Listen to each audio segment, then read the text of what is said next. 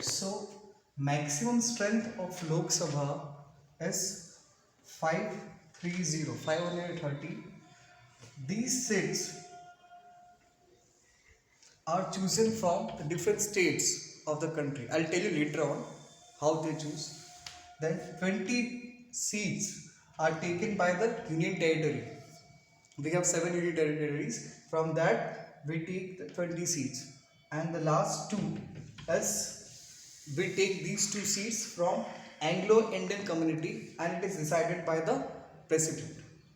Okay, this is the maximum strength, but actually present scenario that tells that we have 530 seats from states but 13 seats from union territory. We have maximum limit of 20, but we have took 13 and 2 from Anglo-Indian.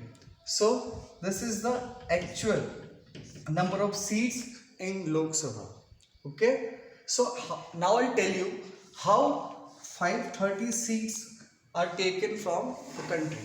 Actually, we have divided whole India into different constituencies. Okay, so whole country is divided into 545 constituencies. From we choose our representative, that is known as MP, member of parliament. So I'll tell you the name of member of parliament of our Jamnagar, that is Poonam Bin Madam. She is the member of parliament. She is chosen from Jamnagar and Dwarka district. So same way, like I'll tell you the name of one state, that is UP. Uttar Pradesh is having number of seats 80. Out of 545, 80 belongs to UP because it is the most populous state of the country. So number of seats is derived from the number of population having in that area.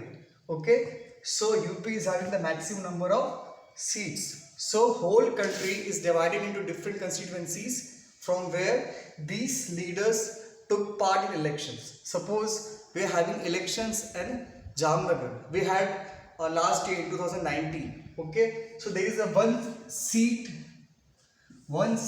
for every constituency, in which leaders from different political parties did take part in elections like BJP, Congress, Aam Aadmi Party, Bajrang Dal, Shiv Sena. These are the political parties. From their representative choose one leader to take part in elections, Lok Sabha elections, and from every constituency one member of parliament is selected and they form the Lok Sabha. Okay, now we'll move towards the next part of this topic.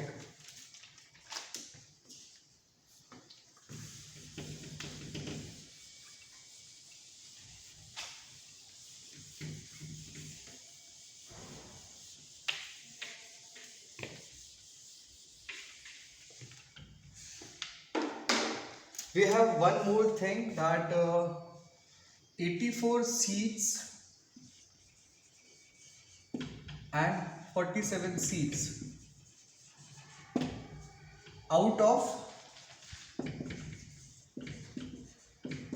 45 seats, these are reserved. These number of seats are reserved for SC and ST. Scheduled caste people and scheduled tribe people, these seats are reserved for them.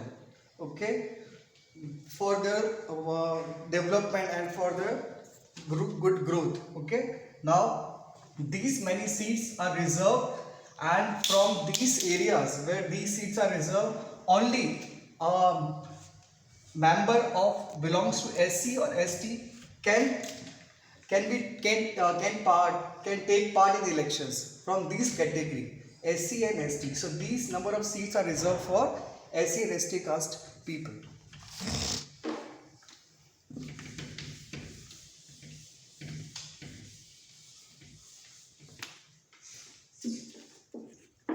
Now we'll see what are the qualifications we require to become the member of parliament or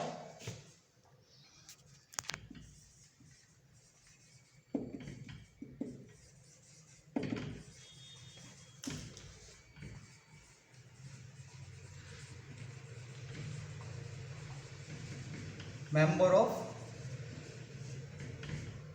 Lok Sabha. So first, that he should be the citizen of the country. ठीक है?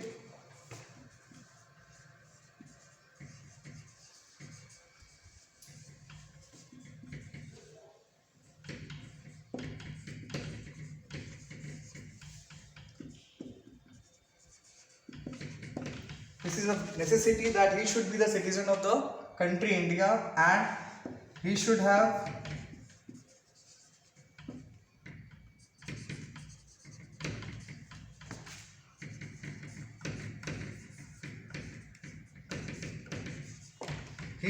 the age of 25 years. At least he should have crossed the age of 25 years, and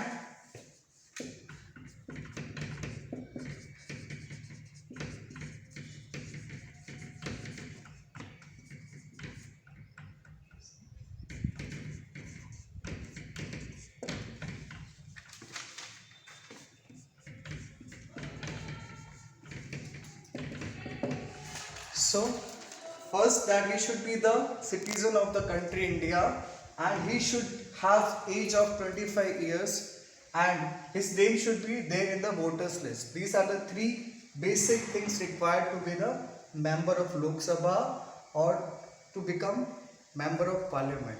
So this was the first part. I'll come afterwards with the second part, in which we'll discuss about the Rajya Sabha and the president. Thank you so much.